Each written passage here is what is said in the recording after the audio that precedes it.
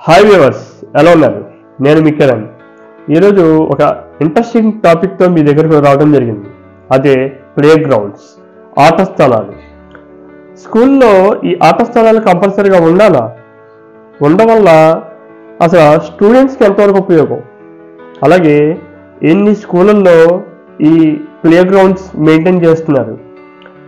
కొంత సమాచారం మేరకు దాదాపుగా 60,000 స్కూల్స్ మన దాంట్లో ఉంటే దాంట్లో 5,000 స్కూల్స్కి అసలు ఆట స్థలాలే లేవండి. దీన్ని బట్టి అర్థమవుతుంది అసలు ప్రైవేట్ స్కూల్స్ మ్యాక్సిమం ఈ ఆట స్థలాలని అవాయిడ్ చేస్తూ వాళ్ళు ఎప్పుడు స్టడీస్ మీద మాత్రమే కాన్సన్ట్రేషన్ చేస్తున్నారు. ఉన్న ప్రభుత్వ పాఠశాలలో ఆట స్థలాలు నామమాత్రంగా ఉండటమే జరుగుతుంది. బట్ దాన్ని ఎంతవరకు ఉపయోగించుకుంటున్నారు అనేది తెలియట్లేదు.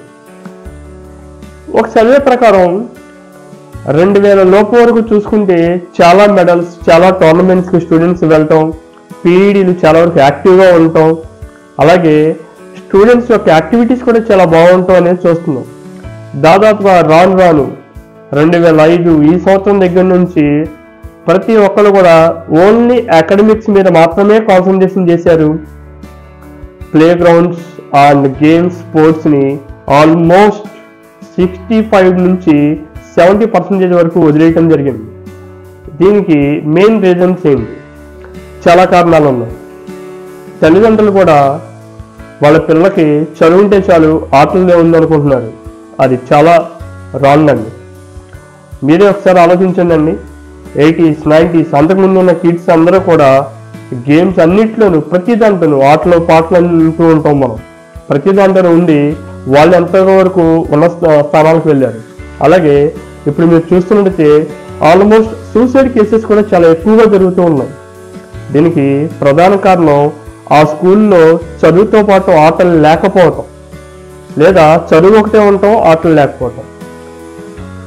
అంటే ఆటల వల్ల ఇంత ఉపయోగాలు ఉన్నాయా అంటే ఖచ్చితంగా ఉందనే చెప్తామండి. No doubt. ఒక పిల్లవాడు మానసికంగా, శారీరకంగా దృఢంగా ఉండాలి అంటే ఆటలు మెయిన్ కీ రోల్ ప్లే చేస్తాయనేది ప్రతి ఒక్కరు తెలుసుకోవాలి.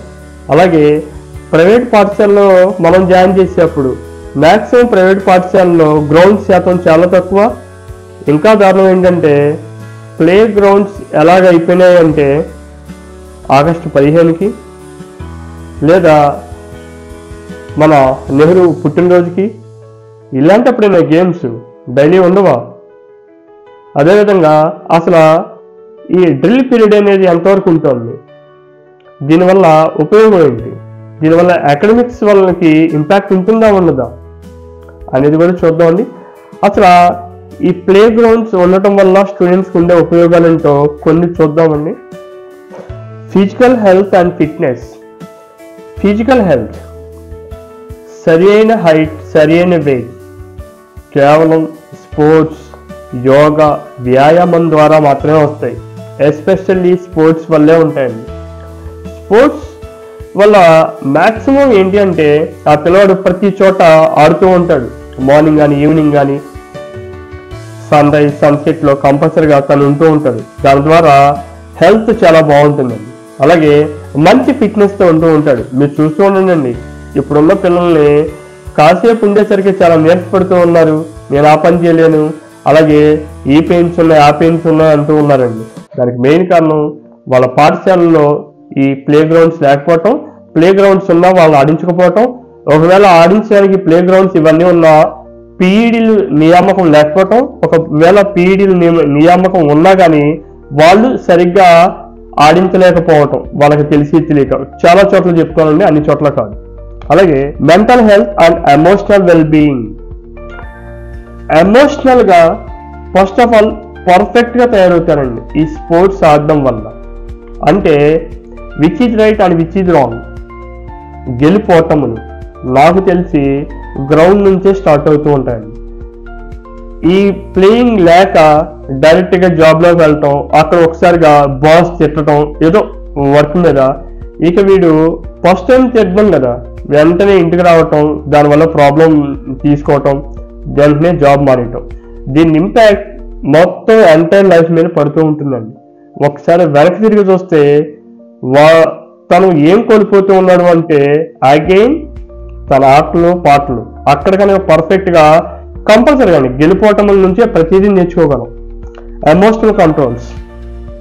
ఓడిపోయినప్పుడు చాలా ఎమోషనల్గా ఉంటుంది. నాకు తెలిసి గెలిచిన వ్యక్తి కన్నా ఓడిపోయిన వ్యక్తే ఎక్కువగా నేర్చుకోగలరు. That is a good experience than a winning person. Next one is social skills and team work. Social skills especially games ఆడుతూ ఉన్నామండి. ఫర్ ఎగ్జాంపుల్ క్రికెట్ గేమ్ ఆడుతూ ఉన్నాం, సడన్ గా ఒక ప్లేయర్ పడిపోయాడు, వెంటనే వాడి దగ్గరికి అందరూ వస్తూ ఉంటారు, ఏమైందని చెప్పి జస్ట్ ట్రీట్మెంట్ అంతా చేస్తూ ఉంటారు. సోషల్ యాక్టివిటీస్ అక్కడి నుంచి స్టార్ట్ అవుతుందండి. అలాగే టీం వర్క్, ప్రతి సభ్యుడితో పాటు ఉంటాం. అలాగే తన టీం లీడర్గా ఉన్నప్పుడు ప్రతి సభ్యుడి దగ్గర ఎలాంటి వర్క్ చేయించుకోవాలనేది తెలుసు. అంటే leadership qualities, team member and team leader అనేది త్రూ స్పోర్ట్స్ ద్వారానే ఉంటుంది. కాగ్నిటివ్ డెవలప్మెంట్, డిఫరెంట్ యాక్టివిటీస్లో బ్యాలెన్సింగ్ చేయటం కానీ, అలాగే ప్రతి గేమ్లోనూ ఎంతవరకు బ్యాలెన్సింగ్గా ఉండాలి. అలాగే స్పోర్ట్స్ అంటే ఓన్లీ గ్రౌండ్లోనే కానీ ఇంటర్నల్ స్పోర్ట్స్ కూడా ఉంటాయి, కోకరిక్యులర్ యాక్టివిటీస్ ఉంటాయి. ఇవన్నీ కూడా స్పోర్ట్స్ కింద ఉంటాయండి. ఒక చెస్ ప్లేయర్ని చూడండి, తను ఎంతగా ఇంపాక్ట్ అవుతూ ఉంటాడు.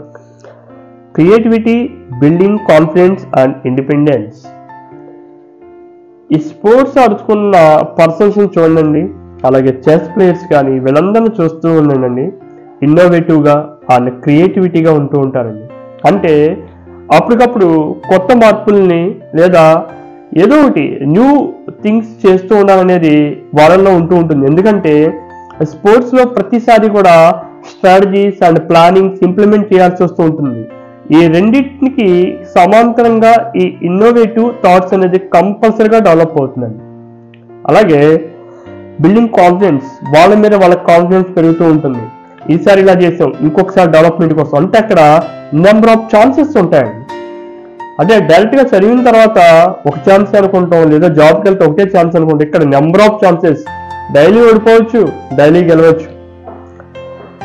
Improving focus on academic performance. చాలా మంది అంటూ ఉంటారండి, ఏంటి స్పోర్ట్స్ ఆడితే అకాడమిక్ పెర్ఫార్మెన్స్ పెరుగుతుందా?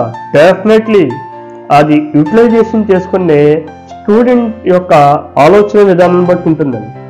క్లియర్గా కొంతమంది స్టూడెంట్స్ని మనం చూస్తూ ఉంటాం, ఎంతవరకు డెవలప్మెంట్లో ఉంటారు. అలాగే ఫోకసింగ్, వాళ్ళ ఫోకస్ ఎప్పుడు కూడా ఎలా ఉంటుంది?